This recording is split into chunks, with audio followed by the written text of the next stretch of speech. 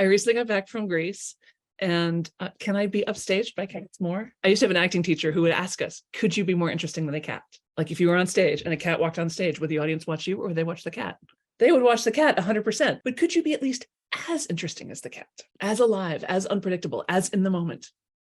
It's a challenge. One of the things I rediscovered being out in the world, traveling to Greece, and I went through Germany on my way to Greece, is how lovely people are and how much we're all the same and how much we're just like a bunch of impatient children most of the time. You get into line at the TSA. I was at JFK, so it was a real melting pot of people. And you just hear the same conversation over and over again. Well, I don't know how long this line is going to take. Well, what about us? I mean, we've got our plane to catch. Sweetheart, everybody here has a plane to catch. That's why we're here. Well, couldn't they be moving it along? No, it's their job. They're doing their job. I just made it my business to just stay centered and keep a little Mona Lisa smile on my lips. I could spread a little calm and smiling, then that would be good. Everywhere we went, people were just delightful. They were just being themselves. They were happy, they were grouchy, they were smiling. Mostly they were very kind to one another, to me, to everyone. As we think about the world, I want you to remember that. I want you to remember how kind in general people are. They might also be short-sighted and selfish and confused or ill-informed,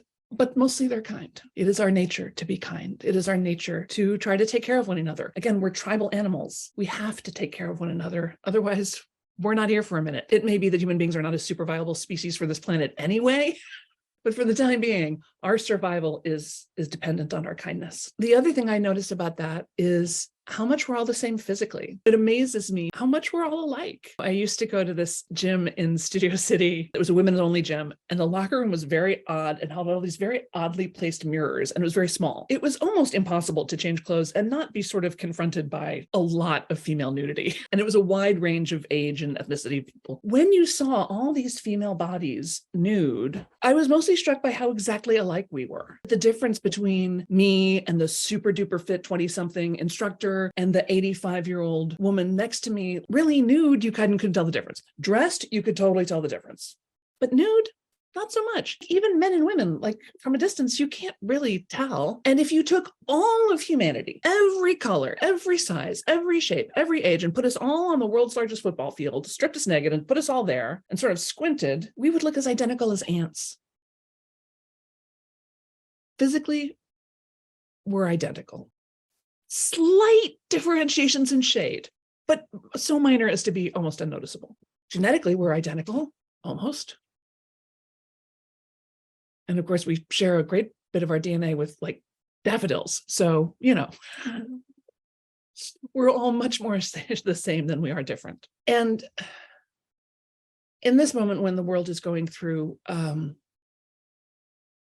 really pointed moment of violence and war and terrorism and horror, and some people we love are in danger, and the whole situation is very complicated and very confused and has been for generations, and for all we know may continue to be for generations. All I can focus on is how much the same we are. And that's what I encourage you to do as well. For you to be little half smiling oasis of calm in a world that seems to seek out drama and stimulation and anger. And, you know, a lot of times I think people get angry because they're bored. You know, there's nothing for them to do. There's nothing for them to think about, but there's an emotional charge if you get angry enough. So they just get outraged and stay that way because it's more interesting than not. But if you can show them that love is interesting too, we might have a chance. I got a special request to do one of my most popular meditations. I do this sometimes when I'm teaching. It's sort of my version, my interpretation kind of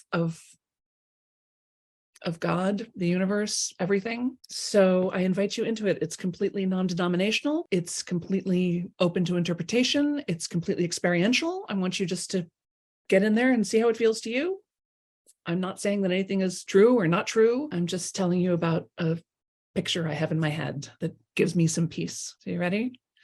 Let's take a moment to center ourselves into calm and to pray for peace. We're going to breathe again to get us into it. You ready?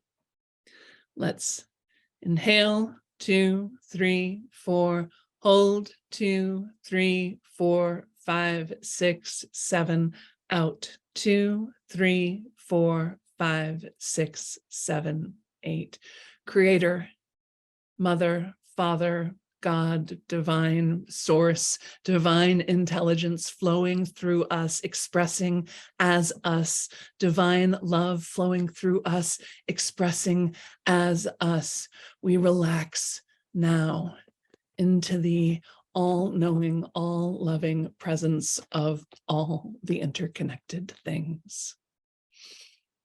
If you breathe down and imagine that there is a beam of light extending from you up into the heavens, extending down from you into the earth.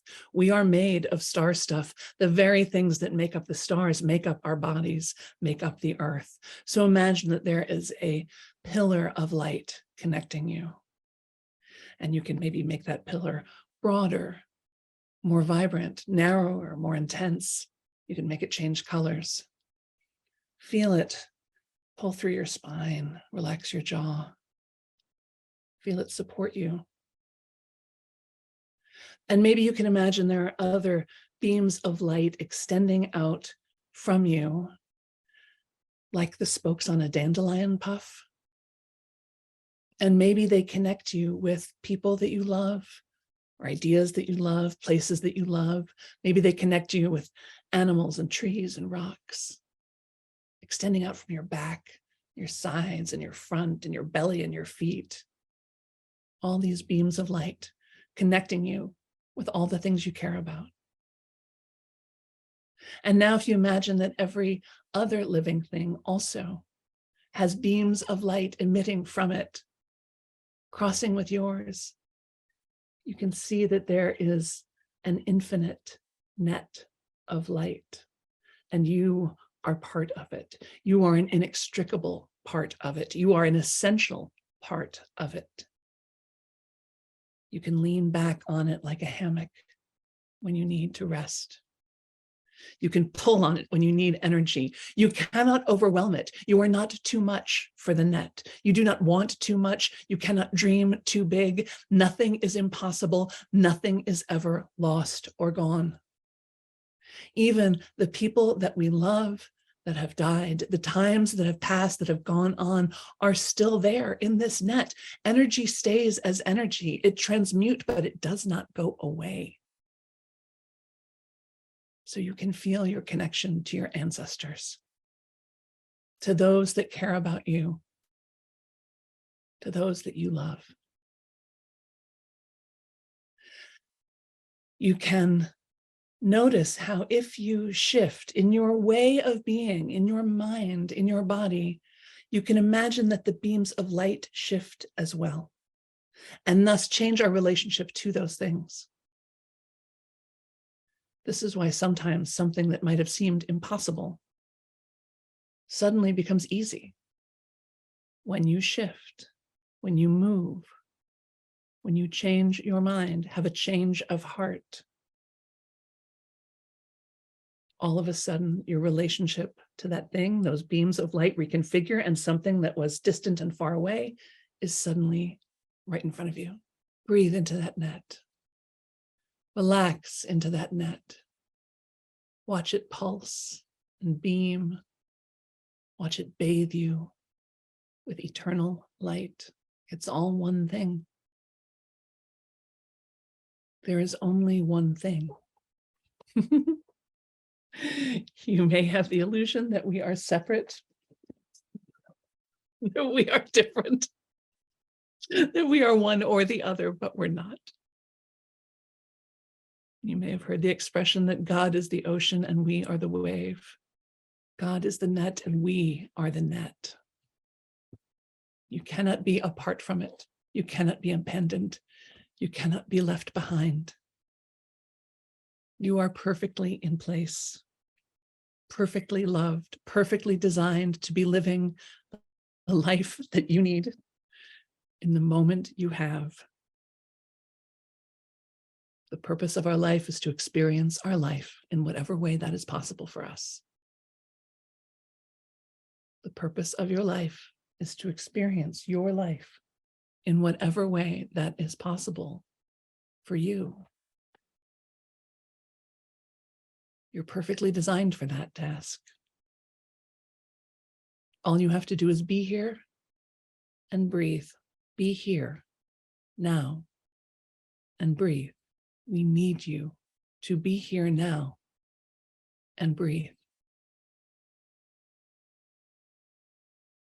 And if you can put a little Mona Lisa smile on your face, if you can be kind to yourself and others, if you can stay connected to that which you love and that which loves you, and there's no difference between those things,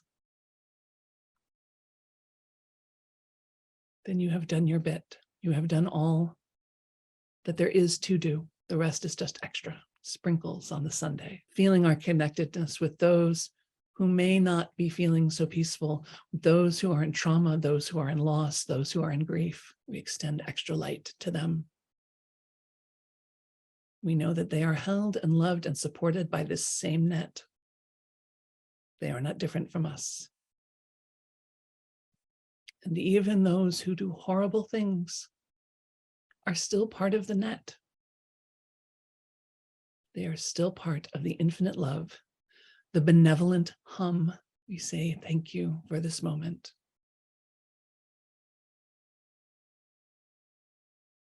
Thank you.